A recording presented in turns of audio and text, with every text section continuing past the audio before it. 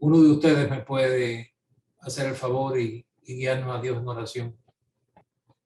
Bendito Dios y Padre Celestial, una vez más, Señor, venimos ante su presencia, dándole gracias, Señor, por su amor y su misericordia. Amén. Gracias, Padre, por un nuevo día. Señor, venimos ante su presencia en este momento, Señor, pidiendo que usted dirija, Padre, esta lección, esta clase, Padre, que usted bendiga a cada uno. Padre, ayúdenos, Señor, a tomar nuestra porción, Señor, y no solamente oír, pero aplicar, Señor. Amén. Bendiga al hermano Alex, Señor, úngelo, abre su mente y ayúdele, Señor, a darnos lo que necesitamos, Padre. En el nombre de Cristo, le damos gracias, Señor, y le pedimos que se quede con nosotros. Amén. Amén.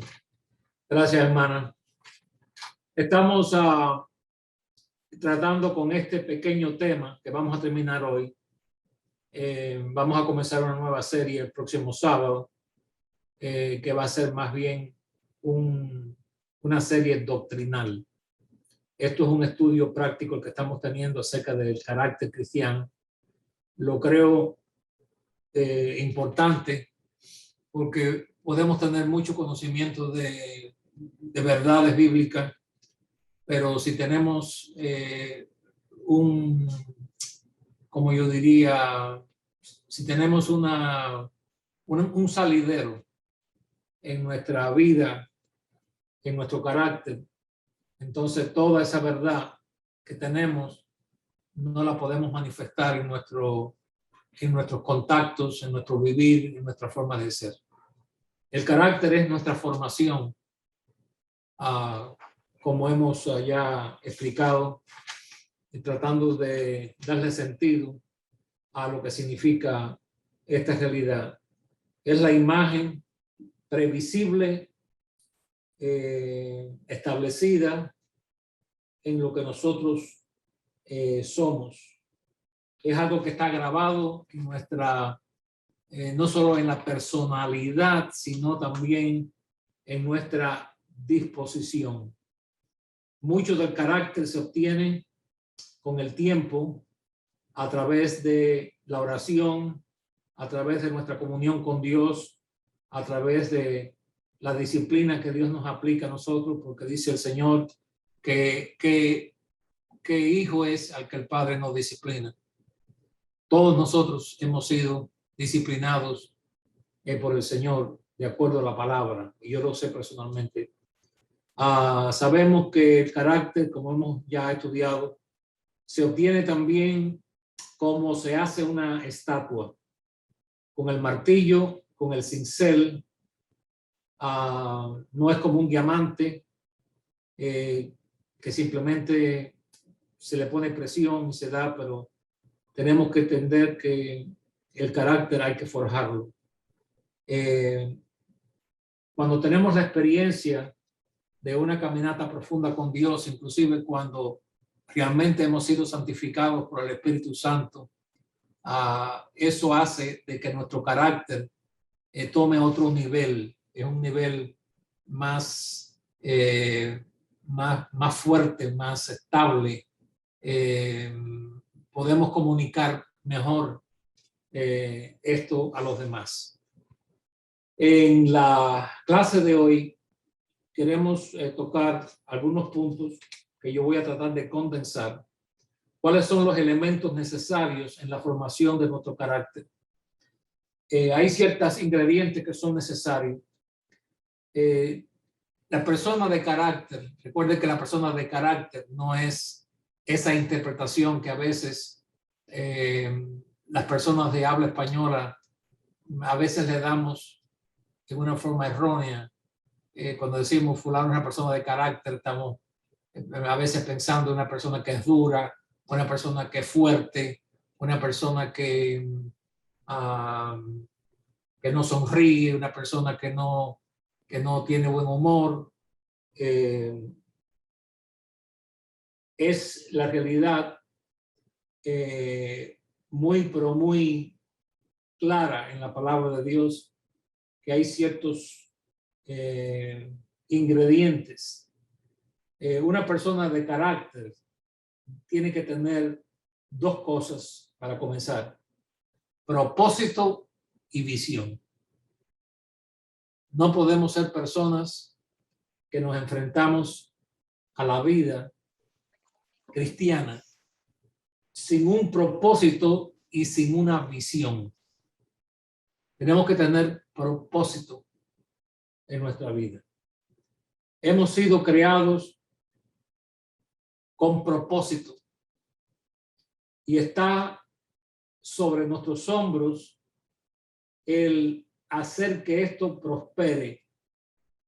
Tenemos que ser personas visionarias, personas de visión, que podemos ver más allá de lo que nuestros ojos naturales ven. Tenemos que tener, hay una palabra en inglés que me gusta mucho y quizás alguno de ustedes, si conoce un poco de inglés, me puede ayudar, que se llama insight. Esta palabra insight significa una persona que tiene, ¿cómo yo explicaría esto mejor? Que tiene un poco de discernimiento. El discernimiento no se guía por lo que ve, pero existe. Otras personas le pueden llamar intuición. Algunos dicen intuición femenina o intuición masculina. ¿Cómo es? Intuición. Intuición. Gracias por la corrección. Siempre bienvenida. Intuición. Entonces, no es que vivamos, porque hay personas que pueden también ir al extremo, ¿no? Y dicen, yo tengo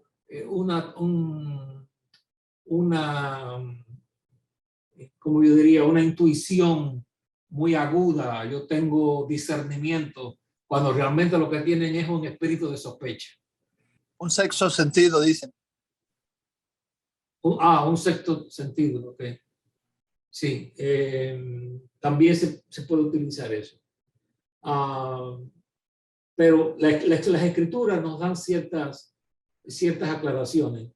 Por ejemplo, hay un versículo en la Biblia que dice que sin profecía los pueblos perecen. En la Biblia, en inglés, la palabra que aparece es sin visión los pueblos perecen. ¿Por qué? Porque los profetas, cuando ellos profetizaban y hacían su trabajo, era por medio de visiones en la mayoría de los casos. Entonces, cuando no hay visión y dice las escrituras que los pueblos perecen, pues también los individuos perecen. Porque si solamente estamos viendo nuestro presente y no podemos tener una idea de lo que pudiéramos nosotros encontrar, pues no podemos prepararnos. Como dice la escritura, que si la trompeta da un sonido incierto, ¿cómo nos habremos de preparar para la batalla?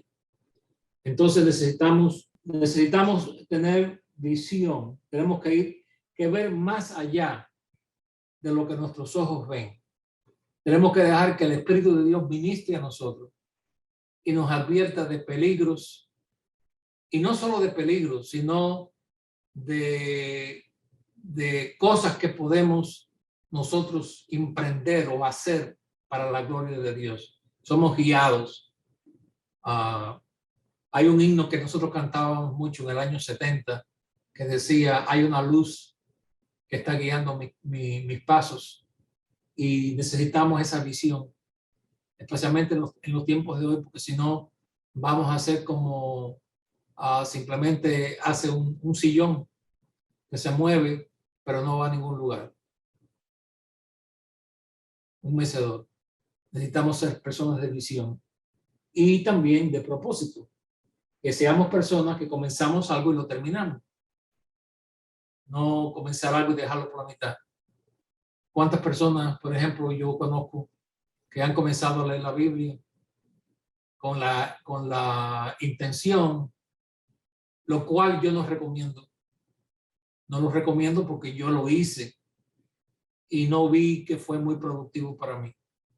Pero hay personas que comienzan a leer la Biblia con, yo diría, con una disciplina de no estar abriendo la Biblia siempre en el mismo lugar. Hay lugares en la Biblia que cuando usted simplemente la abre, casi siempre se abre en un lugar específico. Entonces, tenemos que leer la Biblia de carátula, de la primera carátula a la última carátula. O sea, hay otra palabra que podemos usar para eso.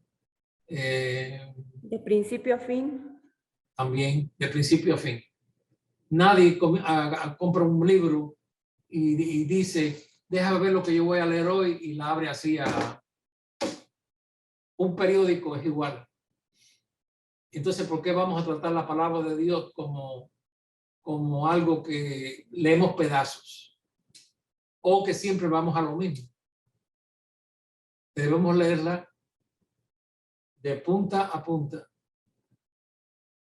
Yo siempre he recomendado que la persona que va a comenzar un nuevo programa de estudiar la Biblia comience por el Nuevo Testamento y lo lea 2 veces antes de entrar en el Antiguo Testamento. Ahora, aquellos que ya llevamos tiempo leyendo la Biblia y que estamos familiarizados con el Antiguo Testamento, pues podemos variar en eso. Pero debemos de leer la Biblia de punta a punta. Yo estoy ahora en el libro de Apocalipsis, voy por el capítulo 4. Cuando termine el capítulo 22, vuelvo a Génesis capítulo 1.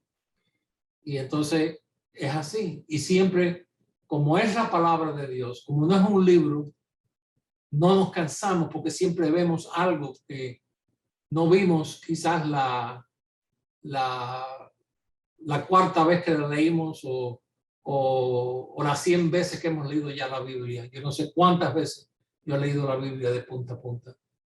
Son muchos años, yo no puedo recordar. Pero una vez hubo una Biblia que se preparó en cómo leer la Biblia en un año. Entonces tenía ciertos capítulos escogidos para la lectura de cada día. Un pedacito del Antiguo, un pedacito del Nuevo, unos salmos, algunos versículos del libro de Proverbios. El asunto es que cuando uno seguía ese patrón, al final del año, uno había leído la Biblia completa. Yo traté eso, pero para mí no funcionó. Porque en los estudios y en las meditaciones de leer y estudiar y meditar en la palabra de Dios, a veces yo he estado en unos versos nada más de la Biblia por 2 o 3 días. Porque estoy sacando tanto de eso que no quiero ir al otro capítulo, porque quiero estar seguro que por lo menos he exprimido esa naranja todo lo que pude. Entonces no es lo mucho que uno lee, pero lo mucho que uno extrae de la lectura o el estudio de la palabra de Dios. Lo mismo uno hace en tomar notas. Es importante tener notas. Yo tengo como 2 o 3 libretas de notas. Y de tiempo en tiempo yo escribo algo ahí, que no necesariamente lo voy a utilizar en ese día o en esa semana, pero ya está escrito ahí. Porque hay cosas que vienen a nuestra mente y uno dice, no se me va a olvidar, pero sí se nos olvida. Sí se nos olvida y después comenzamos a pensar, ¿qué fue lo que yo pensé? ¿Qué fue lo que yo oí que estaba tan bueno? Y nos regresa. Y yo me recuerdo en una ocasión hace muchos años de esto. Yo no sé si estaba dormido, si fue un sueño, estaba saliendo del sueño, pero el asunto fue que yo vi un bosquejo.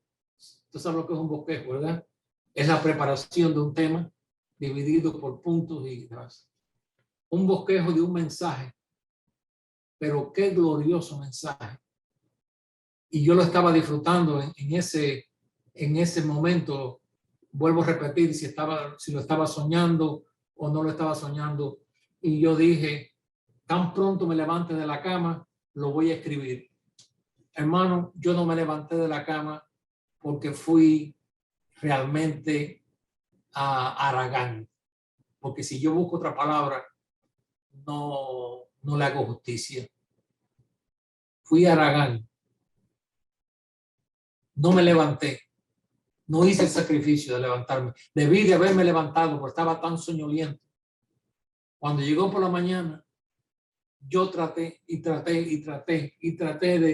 de recordarme de aquellos puntos que definían también aquel tema. Nunca vino a mí. Pasó y yo lo perdí. Entonces, por eso digo que no es lo mucho que uno lee, sino lo que nosotros vamos reteniendo. Y para que podamos retener, es bueno que podamos hacer notas de aquellas cosas que vamos leyendo y de palabras que aparecen en la Biblia que no entendemos. Porque hay palabras en la Biblia que muchas veces nosotros las interpretamos mal, que creemos que significa una cosa cuando realmente no significa eso. Entonces, ¿para qué lo apuntamos? Bueno, para preguntar a alguien que nos pueda ayudar, para buscar un diccionario bíblico, si no tenemos un diccionario bíblico, que en algunos países sí se puede conseguir, en otros lugares no se puede conseguir, una enciclopedia bíblica que nos ayude a entender terminología de tantas cosas. Ahora, dije que tenemos que tener propósito. En Filipenses 3:10, ahí lo pueden buscar si ustedes tienen las escrituras listas. Y uno de ustedes, por favor, lo lee. Yo se lo agradezco. Filipenses 3, versículo 10. A fin de conocerle y el poder de su resurrección y la participación de sus padecimientos, llegando a ser semejante a él en su muerte.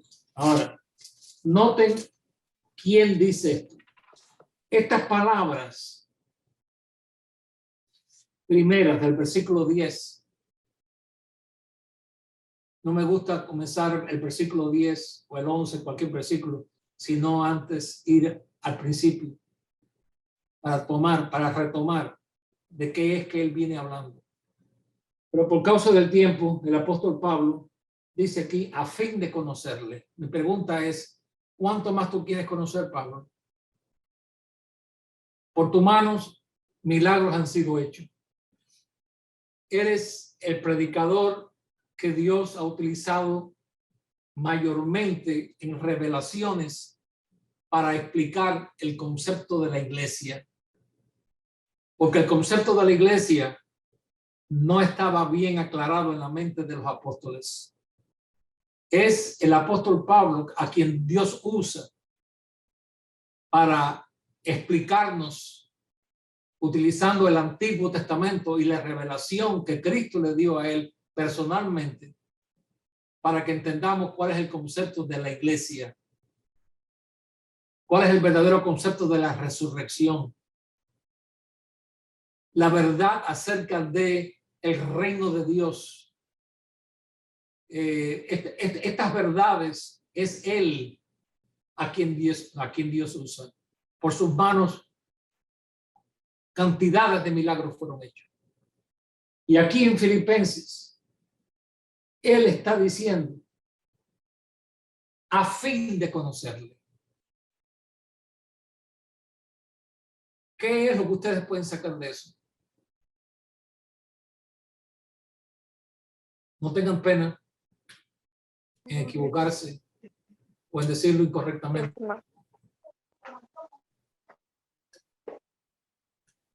¿Qué es lo que ustedes ven ahí? Como que él estaba diciendo como a fin de llegar a ser semejante a él, de conocerle, Sí, que llegan. ajá, No pero sé cómo mi pregunta es, expresarlo. yo sé, no es fácil explicarlo. A fin de conocerlo. Con el propósito. Sí, o sea, que yo no lo conozco en todo lo que yo quisiera. Como que no estaban satisfechos, querían más. Exactamente. Es que está queriendo decir, hermano, que hay más en Cristo. Hay más de lo que ella conoce. Hay más de lo que ella conoce. Exactamente, hay más de lo que él conoce. Y también que Dios es tan grande. Dios es inexplicable, que es imposible que nosotros podamos conocer todo acerca de Dios en este mundo.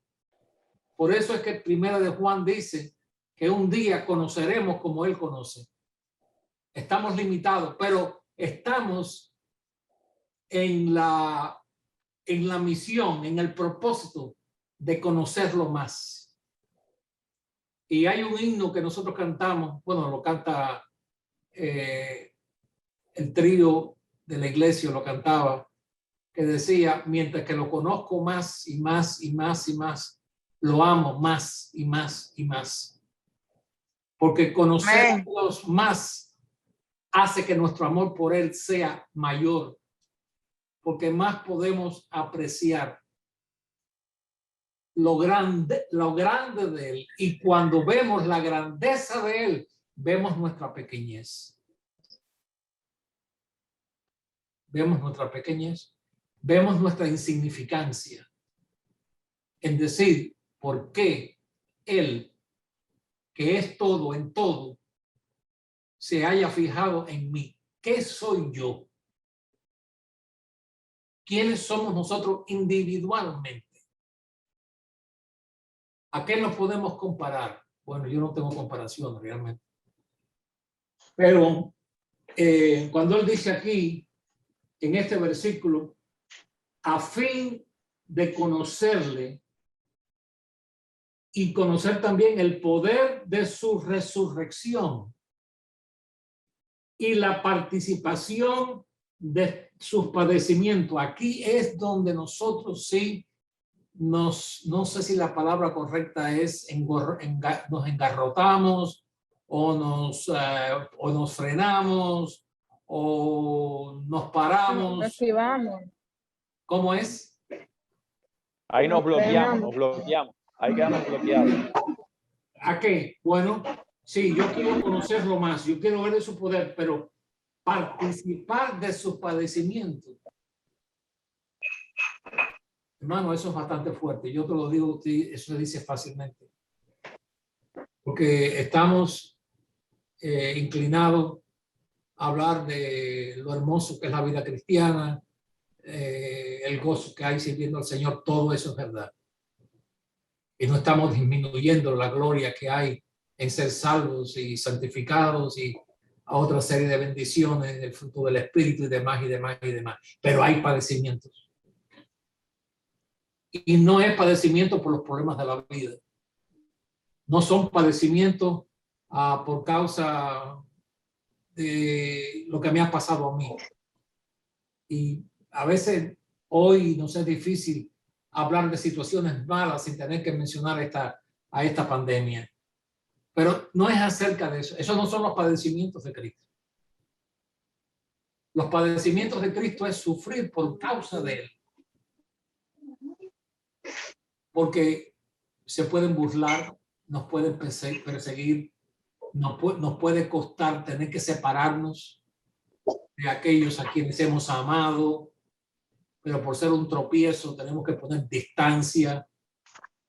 Entonces hay una serie de padecimientos en nuestra carne que no realmente siempre estamos listos a sufrir.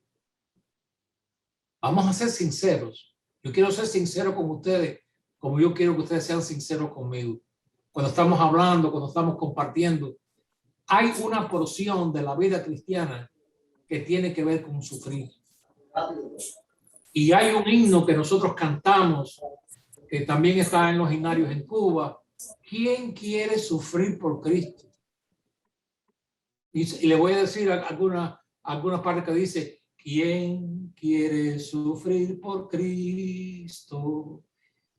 Tomando lo que Él dejó de la copa de amargura que en el Calvario derramó. Ese himno Yo no veo que los hermanos que dirigen los cultos se tiran ese himno enseguida. No, ¿qué es lo que nos gusta cantar? Hay poder, poder, sin igual poder. Himnos de gozo, himnos de alegría. Pero vamos a cantar, hermano, ¿quién quiere sufrir por Cristo? Mire, los dirigentes de los himnos, los que dirigen los himnos, se echan hacia atrás. ¿A qué dice? ¿Por qué usted dice eso, hermano? Porque yo he sido pastor por muchos años. No son himnos que son populares. ¿Y usted sabe por qué ese himno se escribió? ¿Saben quién escribió ese himno? Hermano, Sí, hermana. Daniel Sidney Warner. Sí, Que el autor fue Daniel Sidney Warner. exactamente. El escritor fue Daniel Warner. D.S. Warner. Lo escribió. ¿Por qué lo escribió? ¿Cuándo lo escribió? Yo tengo un libro, o lo tuve, que tiene la explicación del porqué de todos los himnos de la Iglesia de Dios. ¿Por qué fueron escritos? Porque hubo una razón para escribir ese himno. Que es la diferencia entre los himnos y los coros. Los coros no dicen mucho, pero los himnos tienen historia. Y el himno ¿Quién quiere sufrir por Cristo? Fue porque el hermano Warner fue a predicar a un lugar y había amenazas que a él lo iban a linchar. A este pueblo donde él llegó a predicar. Él siempre estaba con un grupo de hermanos que viajaban con él. Y entonces el culto había comenzado y afuera se formó como una turba de personas que estaban reclamando el poder agarrar al hermano Daniel Warner.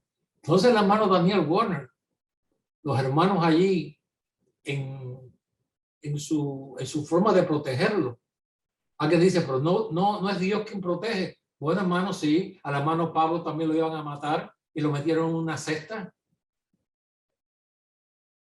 y lo descolgaron por el muro de la ciudad de Damasco para que él escapara.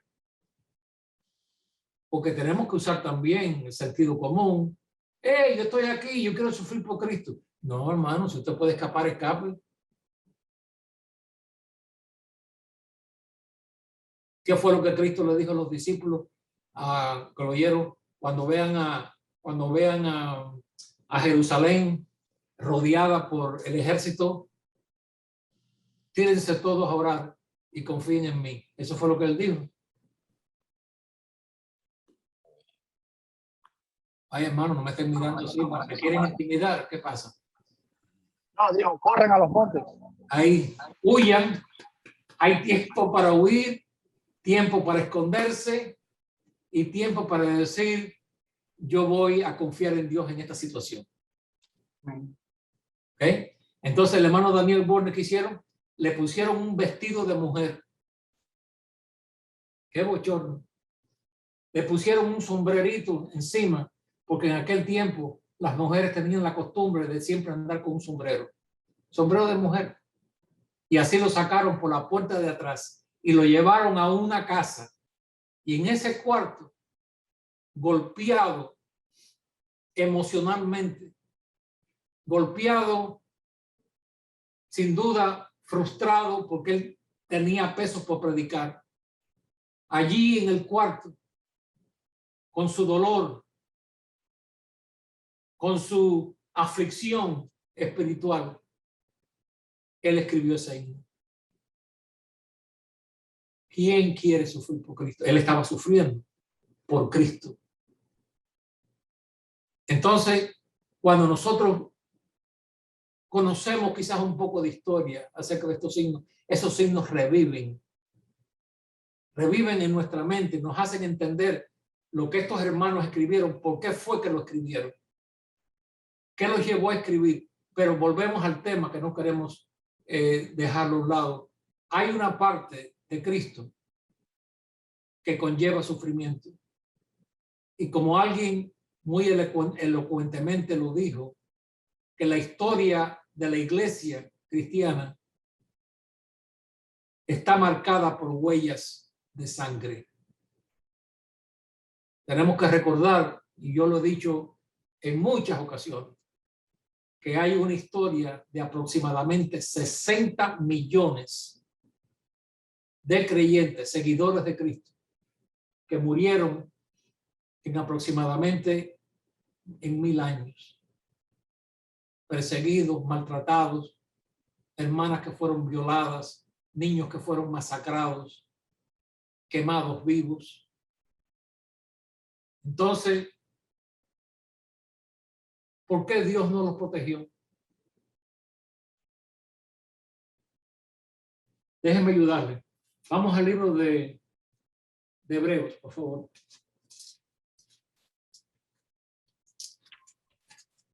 Hebreos 11, conocido como el capítulo de la fe.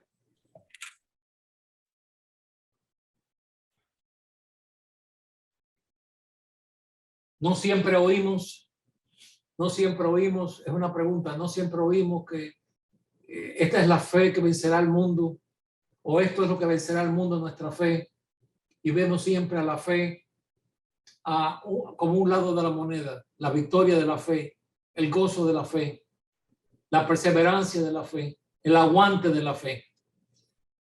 Y en el capítulo 11 encontramos una historia bastante extensa a quienes llamamos los héroes de la fe. Y entonces es una historia bastante impactante. Y entonces cuando llegamos, por ejemplo, al versículo 32, ¿sí? ¿Lo tienen? Amén. ¿Qué? Amén. ¿Y qué más digo? Dice el escritor. ¿Y qué más digo? Porque él menciona muchos que por la fe hicieron cosas, por la fe triunfaron, por la fe vencieron.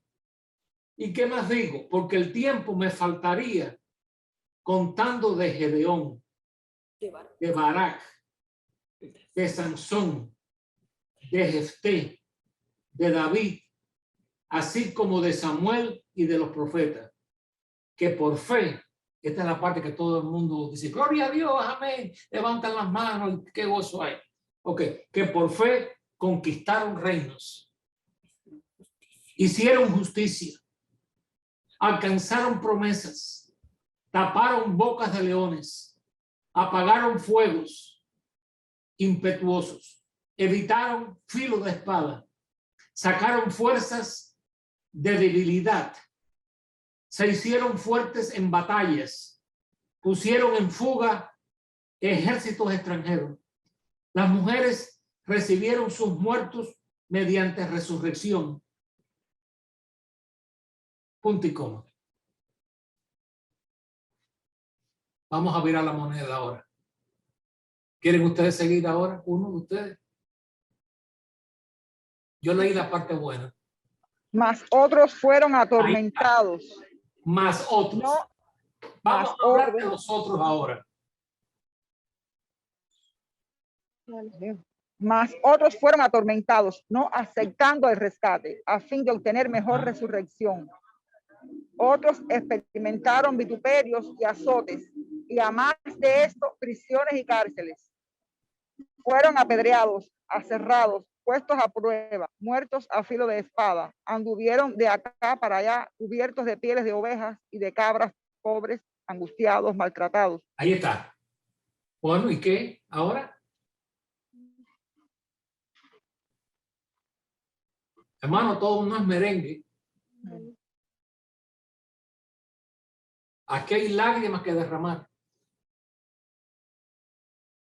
Porque la vida, yo siempre lo he dicho y lo digo y lo repito hasta que un día lo podamos entender.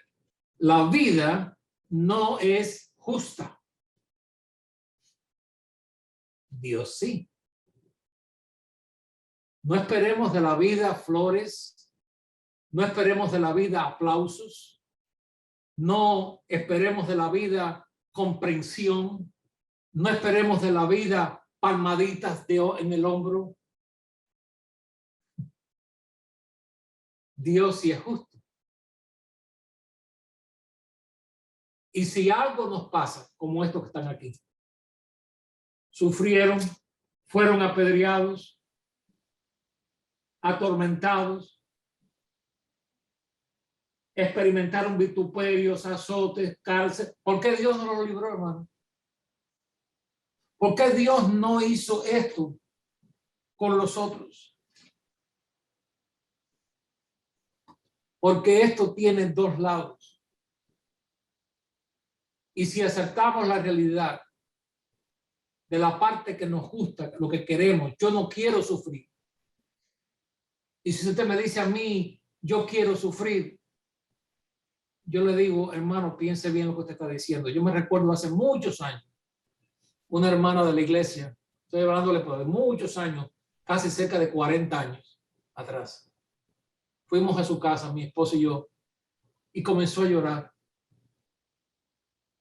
Y yo le dije, hermana, pero ¿por qué usted llora? Dice, porque yo no estoy sufriendo por el Señor. Y yo le dije, oh, es por eso. Pues mire, estése tranquilita, porque si no ha sufrido todavía, el momento le va a llegar.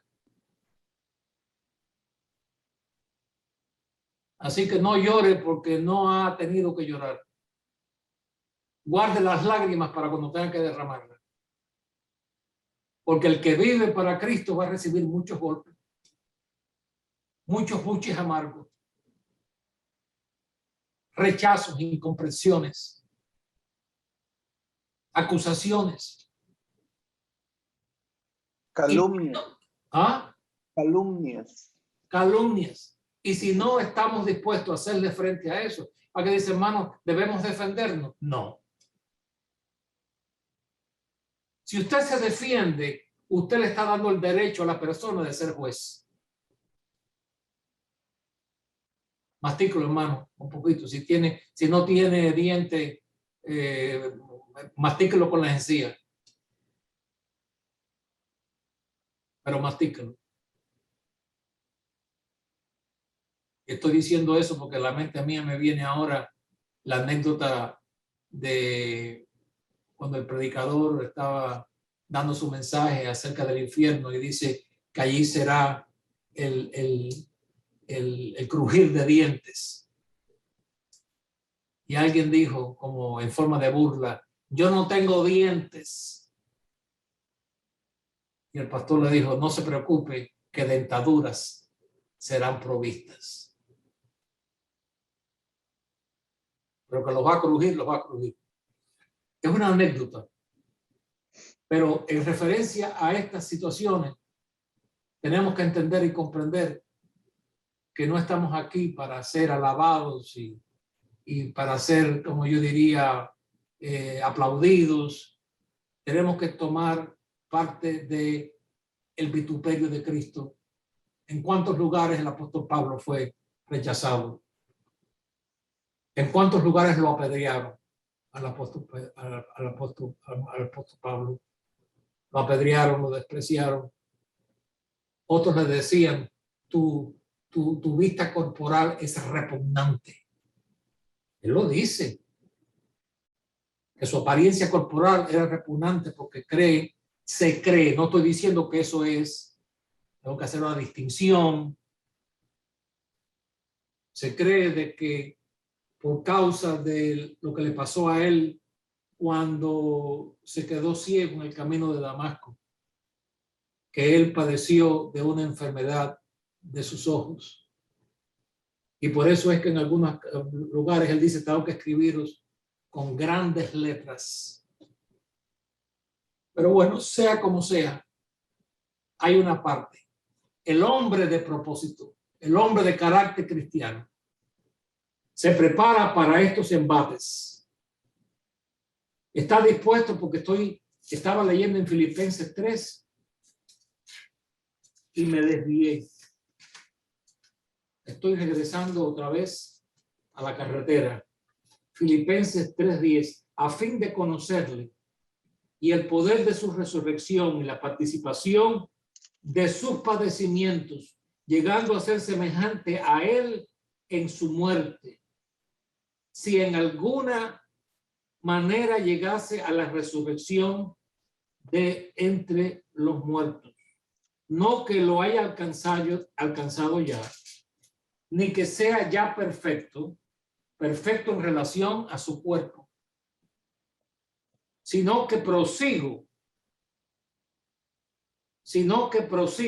Hay que dice, pero usted no cree, hermano, usted habló de la perfección espiritual, mírenla aquí. Aquí está, la Biblia no se contradice, versículo 15. Así que todos los que somos perfectos. Así que está hablando de dos tipos de perfección. La perfección espiritual, donde Dios termina su tarea, su trabajo en relación al pecado. Y nuestra perfección como seres humanos, que es imperfecta por causa del pecado. ¿Por qué? Porque nos enfermamos, nos debilitamos y finalmente morimos. Ahora, dice, sino que prosigo, por ver si logro hacer aquello para lo cual fui también asido por Cristo Jesús. Esto es un versículo sumamente profundo. Léalo bien. Sino que prosigo.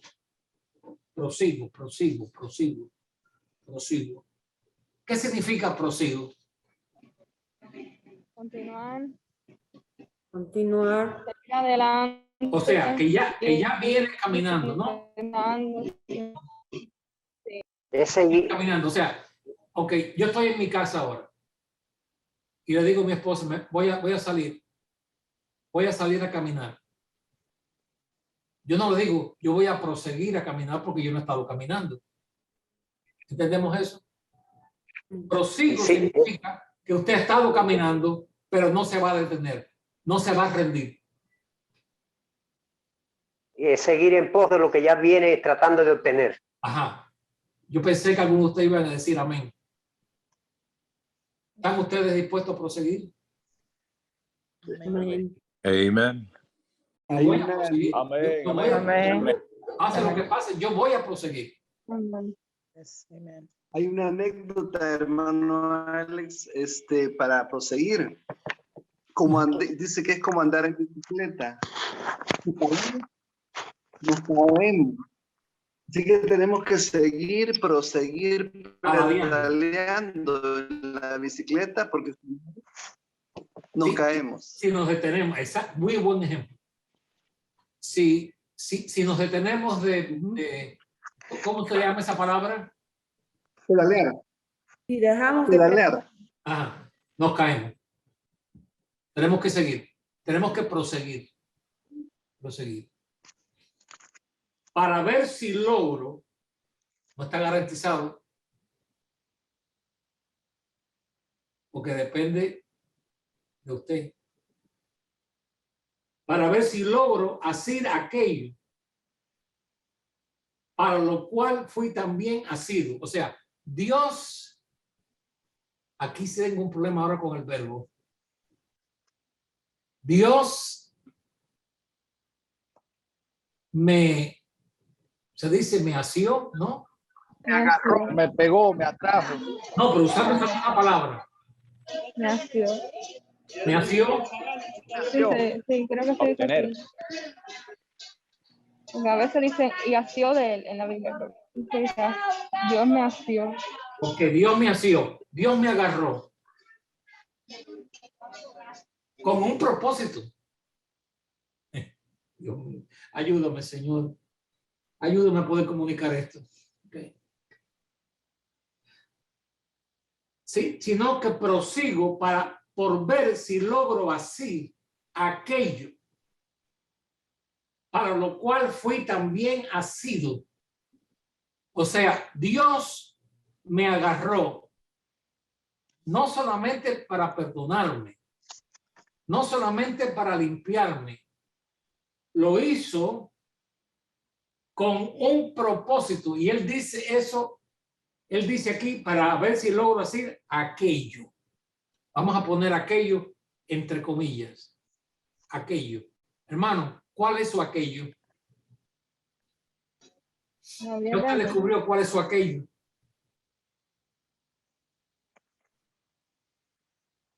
Yo quiero que me ayuden, hermano, porque, mire, cuando damos estas clases, a veces las cosas simples se complican porque simplemente nosotros no queremos estudiar. No queremos profundizarnos en las escrituras. Pero tenemos que pausar. Por ejemplo, si usted llega a este versículo aquí y usted lo lee, pero usted realmente no sabe lo que usted leyó. Pare, piense. Él dice para aquello. Yo creo que Pablo sí sabía cuál era el aquello. Porque él lo dijo en varias ocasiones, que Dios lo había escogido a él para ser apóstol de quién? De los gentiles. De los gentiles. Era Para ser nuestro apóstol. Porque si no es por el apóstol Pablo, ninguno de nosotros estaríamos aquí.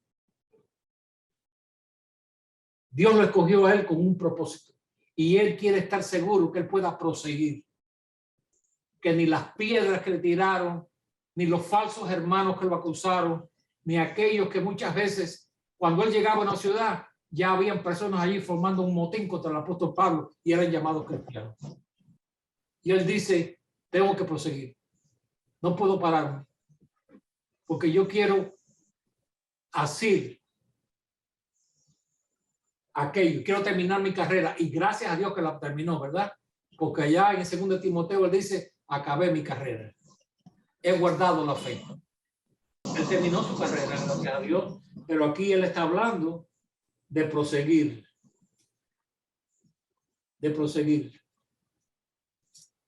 No, ya nos quedan ya unos segundos. Ok, hermano, sí. Hermano,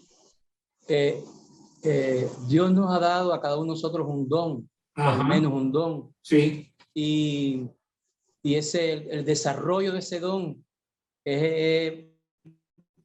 yo considero que es para lo que Dios nos ha puesto y es el aquello. Queremos cumplir el desarrollo de nosotros. Amén. Amén. Y para eso necesitamos pasión, que es el segundo punto. Propósito y pasión. Si yo hago pregunta, ¿usted tiene pasión por algo en la vida? No es malo tener pasión, hermano. Hay quien tiene pasión para pintar, pasión para tocar un instrumento, pasión para escribir, pasión para ser poeta, componer, compositor, mejor dicho. Ayúdenme. ¿Cuántas cosas podemos tener pasión? Cantar. Alguien dice, comerme un bistec. No, hermano, no, eso no. Cocinar. No puede ser un bistec porque usted se comió el bistec y ya terminó su pasión. Para comer. Pasión para predicar. ¿Cómo es? Para predicar. Pasión para predicar, está bien. ¿Qué más? Pasión para viajar. Bueno, yo conocí a un ecuatoriano aquí que tiene pasión para comer. Yo conocí a un ecuatoriano aquí que come con una pasión que es terrible. Oh, bueno. No te acerques mucho a él, no sé que te vaya a morder. Tenemos a alguien que se está sonriendo mucho aquí cuando yo dije de viajar, porque hay alguien que tiene pasión aquí por viajar. Le encanta viajar. Y yo lo haría también si tuviera fuerza. Pero disfrútalo, hermana, mientras que pueda. Ella sabe quién es. Ok. ¿Qué es pasión? A encontrar aquello que nos da razón de vivir. Bueno, esto es un poquito más fuerte. Y por lo cual vale la pena morir. Ahora, agárrese a la silla y no se vaya a caer. Escuche esto. Esto yo lo escribí, hermano. Yo no puedo decirle cuántos años. Déjame ver. Yo creo que son más de 35 años. Si usted puede dejar de hacer lo que está haciendo, escuche bien. Si usted puede dejar de hacer lo que está haciendo en la vida y sigue feliz, es porque no ha encontrado la razón para usted ser.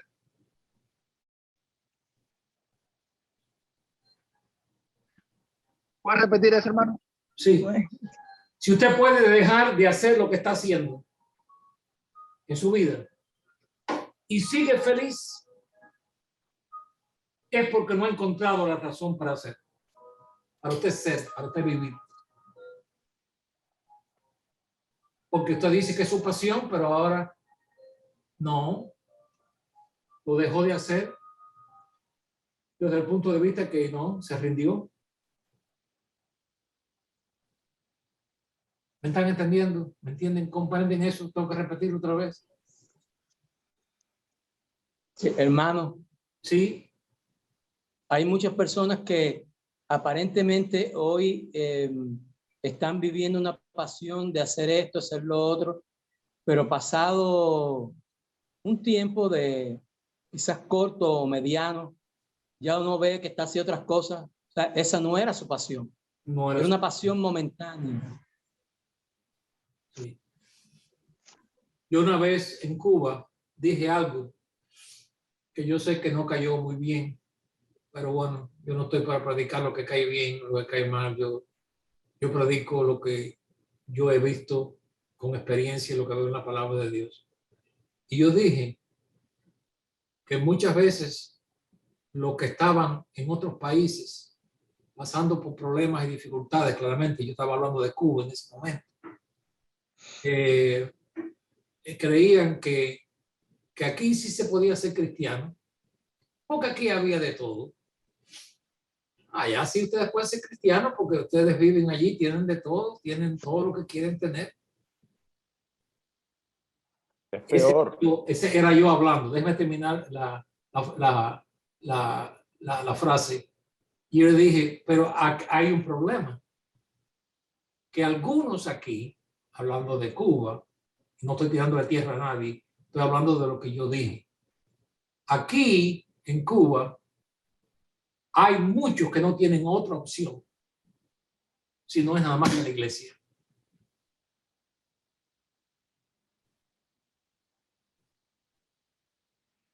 Pero si ustedes están allá, como estamos nosotros sí tenemos muchas opciones. Tenemos opciones para ir donde queremos, hacer lo que queremos, ir a donde queremos, pero no lo hacemos porque queremos obedecer la palabra de Dios.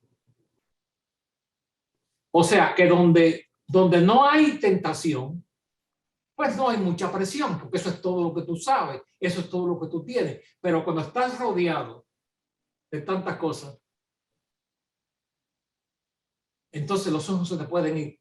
Bueno, por aquí, por acá. Ah, no. Y la iglesia, bueno. Yo me recuerdo, hermano Julio, usted recuerda, hermano, de eso. Quizás la primera vez que él vino aquí. Yo no sé si él se recordará, pero las impresiones de ustedes y de varios hermanos cuando vinieron aquí nunca se me han olvidado. Y una de las frases que el hermano Julio me dijo cuando fue por primera vez a un supermercado, me dijo, es que aquí hay tantas opciones, me confundo porque hay tantas cosas, tantos diferentes tipos de jabones.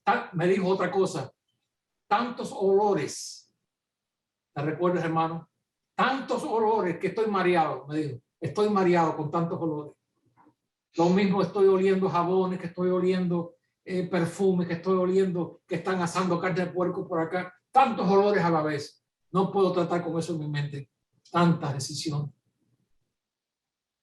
Bueno, hermano, cuando tú vives en otros lugares donde la salsa de tomate es una sola y el jabón es un solo tipo y no bueno, no tienes mucho problema porque eso es todo lo que tienes, ¿verdad?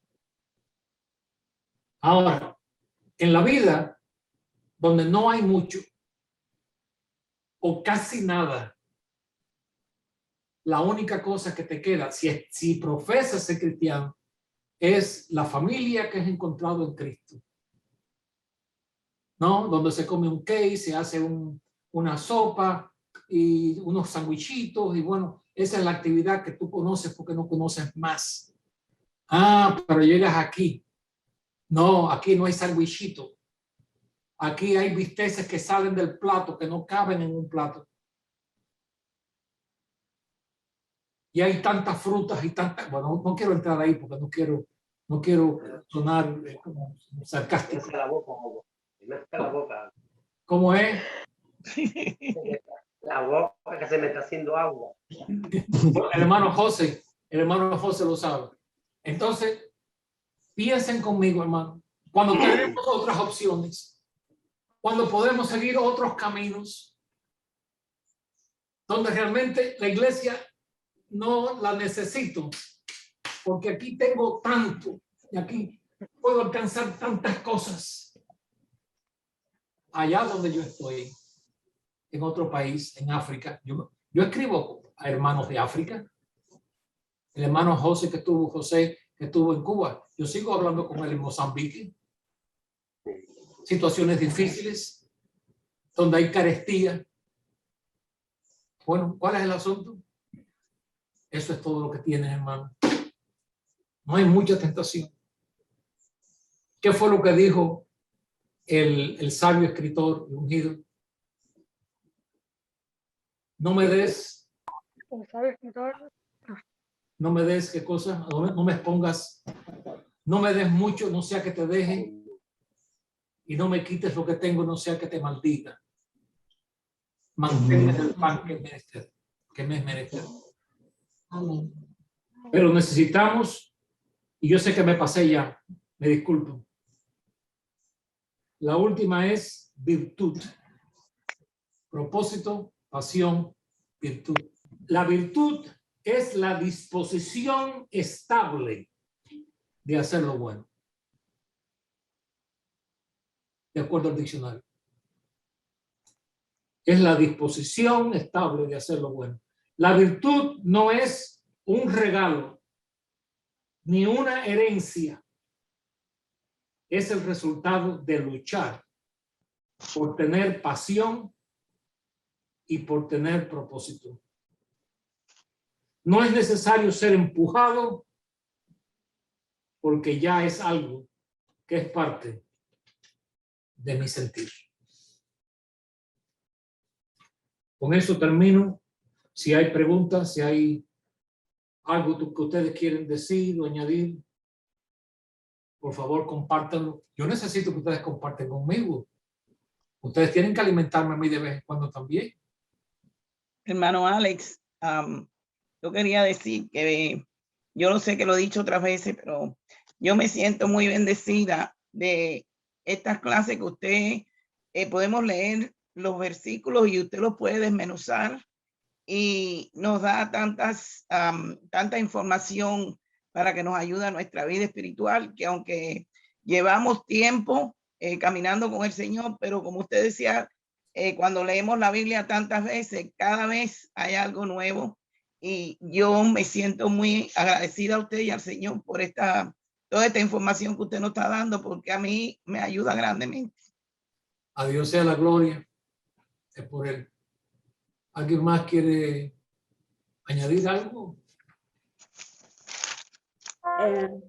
Hermano, yo pensaba en esto cuando usted hablaba sobre las tentaciones, por ejemplo, una situación que actualmente vivimos, por ejemplo, en Cuba ya no tienen esa facilidad quizás de entrar al internet, es más limitado, y aquí en otros países como aquí, por ejemplo, en Bolivia, muchos tenemos la posibilidad de tener Wi-Fi en la casa y eso tiene su ventaja, pero también es un peligro porque las redes sociales hoy en día realmente si no las sabemos usar podemos caer en pecado, nos pueden hacer desviar y sobre todo la juventud, que muchos acá ya los jovencitos tienen acceso al celular y que quizás ahí en Cuba no lo tienen todavía.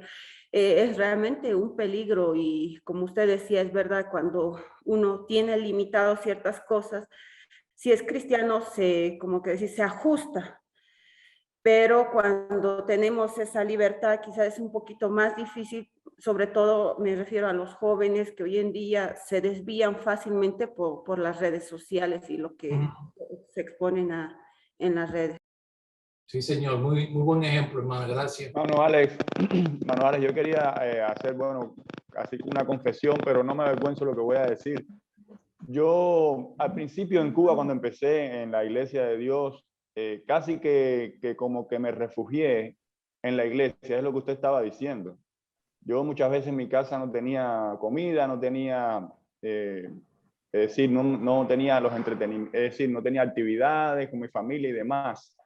Y los primeros momentos míos en la iglesia fue exactamente como usted describió. Yo allí, bueno, el hermano José sabe, el pastor, que allá, bueno, yo comía, almorzaba y demás. Pero a mí después el Señor me agarró, hermano. Yo le doy gracias al Señor, porque después Cristo me agarró y me mostró que hay algo mejor que comer un pedazo de cake, que comer un pedazo de pastel, como decimos aquí. Cristo es mejor que todo eso. Le doy gracias y gloria al Señor. Amén. Porque a pesar de ver primero a la iglesia como un refugio en cuanto a alimento, en cuanto a compañía, en cuanto a actividad, pude comprobar que Cristo es mucho mejor. Y le doy gracias y gloria al Señor por eso, porque hoy me he podido mantener. Ecuador no es un país muy desarrollado, pero hermano, aquí hay de todo igual, igualito que en los Estados Unidos, aquí hay de todo. Y hasta ahora el Señor me ha ayudado y me he podido mantener a pesar de tantas oportunidades de escoger y de tantas opciones, se pudiera decir, que hay también aquí en el Ecuador. Le doy gracias y gloria al Señor porque a pesar de aprender hoy, también Dios me ha hablado y me ha hecho acuerdo, ¿no? Me ha hecho recordar. Me alegro, hermano. Primero, mis comienzos en la iglesia de Dios allá en Cuba. Le doy gracias y gloria al Señor porque Cristo es mejor que un plato de comida, hermano. Bendito sea Dios. Gracias por compartir. ¿Alguien más? Hermano, buenos días.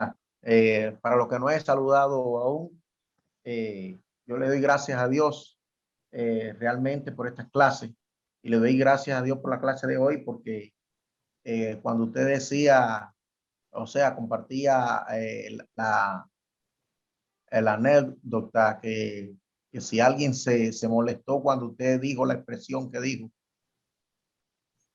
en realidad, ¿cómo podemos decir? Hay que estar más preparado para tener que no tener. Porque cuando uno no tiene de qué preocuparse, realmente no tiene ni tiene la opción de poder resolver. Pero cuando uno tiene la libertad de poder tener al alcance de la mano tantas opciones,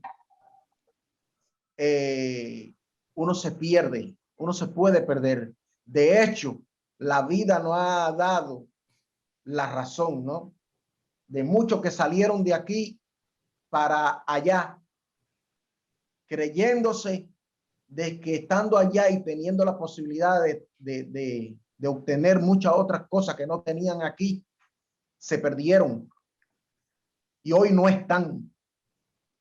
Y yo creo realmente que quizás el que es un poquito consciente, ¿no? Porque verdaderamente si me dicen a mí, a mí me dicen, el problema es que usted no desea, no tiene aspiraciones, yo le digo, no, yo deseo y tengo aspiraciones de tener. Ahora, cuando nosotros estamos, no sé si me explico, cuando nosotros, yo hasta le doy gracias a Dios por eso, porque esas son cosas que muchas veces nos libran a nosotros de perdernos en el proceso. No sé si me explico. Sí, hermano. Pero yo le doy gracias a Dios por entender cada cosa en su justo momento. Amén. Y le doy gracias a Dios aún por aquellas cosas que quizá deseo y no he obtenido. Porque no podemos, el tener la facilidad de obtenerlo todo nos puede hacer que nosotros nos perdamos en el proceso y perdamos la visión de para lo que Dios quiere que nosotros estemos en la tierra. Muy bien. Muchas veces, muchas personas perdieron el rumbo y no alcanzaron el aquello, como usted dice, porque perdieron, se vieron con tanto que perdieron el aquello. Y yo le doy gracias a Dios por esas condiciones, por esa condición. Las opciones son muy... Si no me lo da, yo me glorío, Claro. igual como si no me lo diera. Seguro. Pero bueno, si me lo da, yo me glorío. ¿Entiendes? Es como este asunto, cuando entendemos esto, entendemos por qué Dios tuvo que crear al diablo, porque no había opción. Tienen que servir a Dios porque yo soy el único que existo. Pero cuando Dios crea al diablo, le da al hombre una opción. Es como también el asunto, y voy a terminar ya, en esta situación de que, por ejemplo, hay 8 mujeres, perdónenme hermana, ok, pero tengo que usarlas a ustedes porque ustedes son, bueno, ustedes son parte de nuestra vida. 8 mujeres y todas son feas, todas, feísimas. Y aquí está el hombre. Y escoge a una. Y ella muy contenta y alegre dice, me escogió a mí. Porque no había otra opción, todas eran feas. Pero ahora se aparecen aquí 8 hermosas. Y están las 8 hermosas y las 8 feas. Pero él viene y escoge a la fea. Entonces ella sí puede decir, de verdad que me ama. Porque tuvo otras opciones. Pero con feos todos no hay opciones. Alguien dice, eso es ridículo. Es mi forma de ver las cosas, hermano. Yo iba a decir, si estuviera predicando, yo diría, y todas las feas dicen, amén. Pero como no estoy predicando, vamos a terminar y vamos a oración. No, hermano Ale, el problema no es que no está predicando, el problema es que nosotras no somos feas. Por eso no decimos amén. Sí. Así es como, ¿cómo se llama? Se prosigue, hermana, defendiendo a su género. Yes. Amen. Gracias, hermano. Hermano Abdel, la tienes bien educada. La tienes bien educada, hermano. Y hermano, ella yo creo que no tuvo otra opción, se casó con el feo. Bueno, ella no dice nada, así que yo... Ella y puede yo decir, digo amén. ella puede decir, no, cariño, tú para mí eres lo más hermoso, pero no dijo nada. Así que, no, hermano. mejor que no me meta en eso. No. Hermano, si digo amén. Amén. Vamos a terminar la clase. Padre Celestial, estamos agradecidos por tu misericordia. Y que podamos respirar hoy, Señor. Te lo debemos a ti. Y que podamos ver, que podamos caminar, que podamos tocar, que podamos, oh Señor, tener una mente que puede razonar y puede pensar. Estamos agradecidos por eso, Señor. No hay palabras para expresar. Amén. ¿Cómo es que tú te fijaste en nosotros, Señor? Sí, Señor. El porqué de este amor que no acabamos de comprender. Pero bendito sea tu nombre. Amén. Que en tu paternidad eterna, en tu poder creativo, Señor, en tu soberanía eterna, te importó la caída de tu creación. Gracias. Quisiste rescatarla, Señor. Aquellos que hemos oído el llamado y hemos respondido. Gracias por haber abierto nuestros ojos. Amén. Trabaja en nosotros, Señor, con propósito, con pasión, con virtud, para poder tener el tipo de carácter, Señor, que estos tiempos que vivimos demandan. Gracias por cada hermano que pudo entrar, aquellos que no pudieron por situaciones que tú conoces. Te rogamos por ellos. Amén. En nombre de Jesús, bendice a cada uno de estos hermanos en sus necesidades. Suple el pan de hoy. En el nombre de Jesucristo. Amén. Amén.